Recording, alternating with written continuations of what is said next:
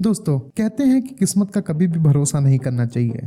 कब आपकी किस्मत आपको कहां से कहां ले जाकर पटक दे, इस बात का कोई भी अंदाजा नहीं लगा सकता। और इसी बात का सबसे बड़ा उदाहरण है चाइना की एक तालाब पर सड़ने के लिए छोड़ दिया गया ये सोवियत एयरक्राफ्ट कैरियर, जो कि एक वक्त में सोवियत यूनियन द्वारा यूज किया जाने वाला सोवियत नेवी का एक फ्लैगशिप जहाज था। और इसको खासकर अमेरिकन नेवी के एडवांस सुपर कैरियर जैसे यूएसएस किटी हॉक और यूएसएस निमिट्ज क्लास को काउंटर करने के लिए बनाया गया था। पर आज खुद देखिए कि ये लेजेंडरी जहाज किसी खेत किनारे एक तालाब पर पड़े पड़े सड़ रहा है। और अगर आप भी ये सोच रहे हैं कि ये जहाज आखिर यहाँ पर क्यों है और किसने इसे यहाँ पर छोड़ा है, तो बस आप इस वीडियो को पूरा देखिए और आप सब समझ जाएंगे कि आखिर ये लेजेंडरी शिप किसने और क्यों यहाँ पर छोड़ा हुआ है सड़ने के लिए। अगर वीडियो में आगे बढ़ने से पहले इस एयरक्राफ्ट कैरियर के बारे में थोड़ी सी बात करें तो ये एयरक्राफ्ट कैरियर सोवियत यूनियन द्वारा 1972 में बनाया गया था, जो कि कीव क्लास का एयरक्राफ्ट कैरियर है जिसका नाम मिन्स्क है। और आज के वक्त में ये जहाज चाइना के नॉनचोंग डिस्ट्रिक्ट के किनारे सुटोंग ब्रिज के पास एक मैन मेड तालाब पर यूं ही सड़ने के लिए छोड़ दिया गया है।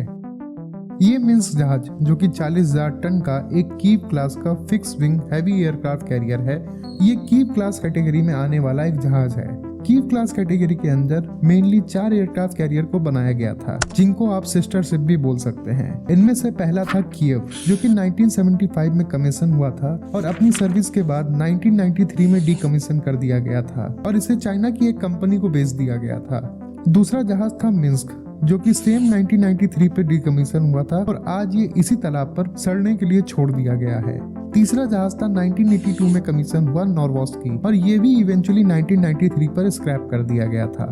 और चौथा जहाज था बाकू। और अगर आप बाकू के बारे में नहीं जानते तो मैं आपको बता दूं कि 1987 पे सोवियत यूनियन द्वारा सबसे एडवांस कीव क्लास का अगर कोई जहाज बनाया गया था तो वो था बाकू। और इसी वजह से सोवियत यूनियन टूटने के बाद बाकू को रिटायर होने के बाद रशियन नेवी पर शामिल कर लिया गया था और इसका नाम एडमिरल गोस्कॉव रखा गया था।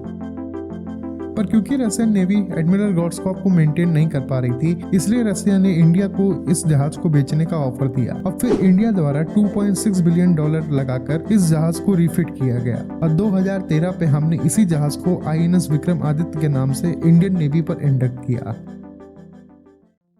वैसे तो इन कीव क्लास के शिप्स को एयरक्राफ्ट कैरियर की स्ट्रेंथ को अचीव करने के लिए बनाया गया था, मगर इन्हें डेजिग्नेट एयरक्राफ्ट कैरियर के नाम से नहीं बल्कि हैवी एयर क्रूजर के नाम से किया जाता था।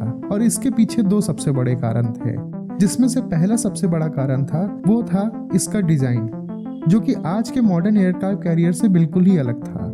कीव क्लास के क्रूजर्स पर 6 डिग्री के एंगल फ्लाइट डेक होते थे, जो कि बिल्कुल पैरेलल बनाए जाते थे इनके कंट्रोल ब्रिज से, जिसकी वजह से ये जहाज आधे बैटल क्रूजर और आधे एयरक्राफ्ट कैरियर लगते थे।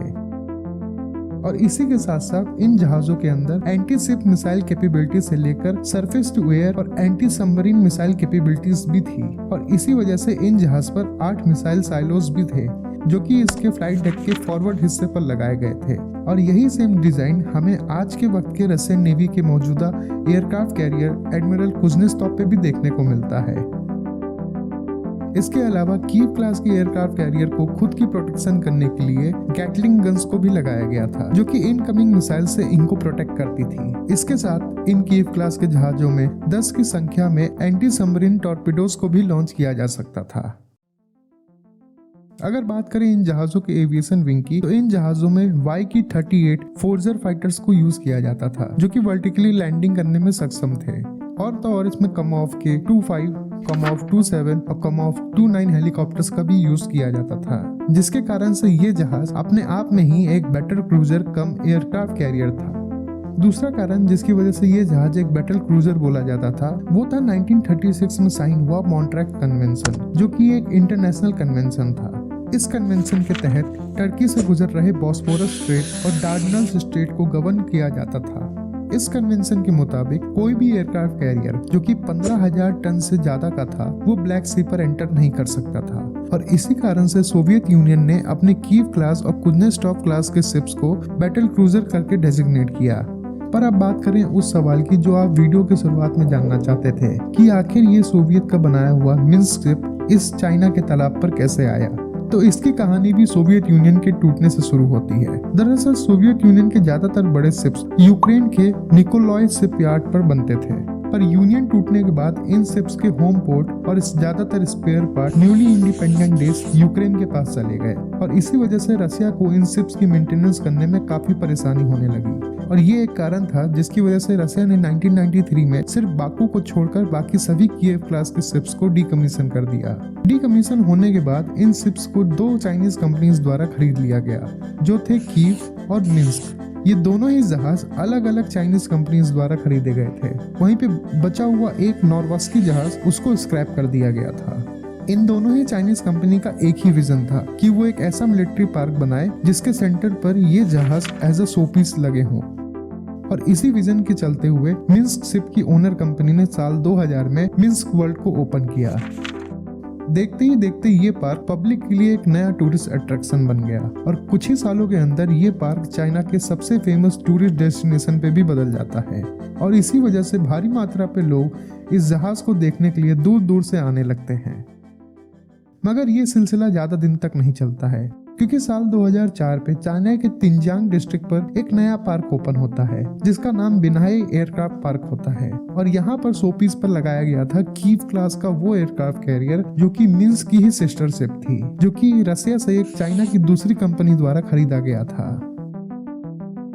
और ये पार्क ओपन होने के बाद तो मानो जैसे मिन्स्क वर्ल्ड की सारी भीड़ यहीं पर आने लगी हो। इसकी एक बहुत बड़ी वजह थी इस पार्क की एक स्ट्रेटेजिक लोकेशन जो कि सांघाई से सिर्फ 100 मील दूरी पर बनाई गई थी, जिसकी वजह से इसके ओपन होते ही सभी लोग बेनहाई एयरक्राफ्ट पार्क पर जाने लगे और देखते ही देखते मिन्स्क वर्ल्ड को लॉस होने लगा।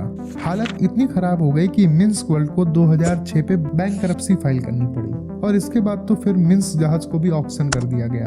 अल्टीमेटली ये सिर्फ 2013 पे एक रियल एस्टेट कंपनी द्वारा खरीद लिया जाता है।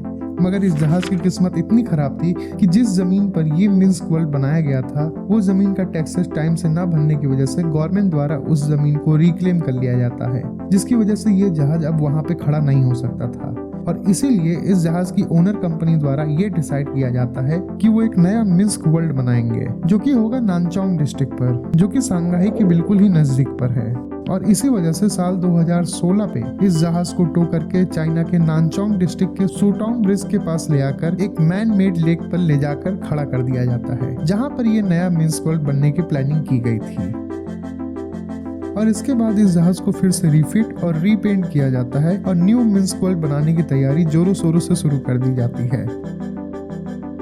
मगर इस कंपनी के जो एक्सपर्ट थे वो एक बात को पॉइंट आउट करते हैं कि इस वक्त तक लोगों के अंदर अब मिलिट्री पार्क को लेकर एक्साइटमेंट खत्म हो चुकी है और आज के वक्त में ज्यादातर मिलिट्री पार्क या तो होटल पे कन्वर्ट हो चुके हैं या तो उनको बंद कर स्क्रैप कर दिया गया है। और इन्हीं सब वजहों के चलते इस कंपनी में आज तक ये डिसीजन चल रहा है कि क्या नया मिन्स्क वर्ल्ड खोलना चाहिए या इस शिप को इसी तालाब पर सड़ने के लिए छोड़ देना चाहिए। और इसी कारण से आज तक ये जहाज बस यूं ही छोड़ दिया गया है सड़ने के लिए, जब तक इनके ओनर्स द्वारा ये डिसाइड नहीं कर लिया जाता कि इनके साथ आखिर क्या करना है। अगर आपको मेरी ये वीडियो अच्छी लगी हो तो लेफ्ट साइड पर आ रही और वीडियोस को देखना आप ना भूलें। तब तक के लिए गुड बाय, गुड नाइट।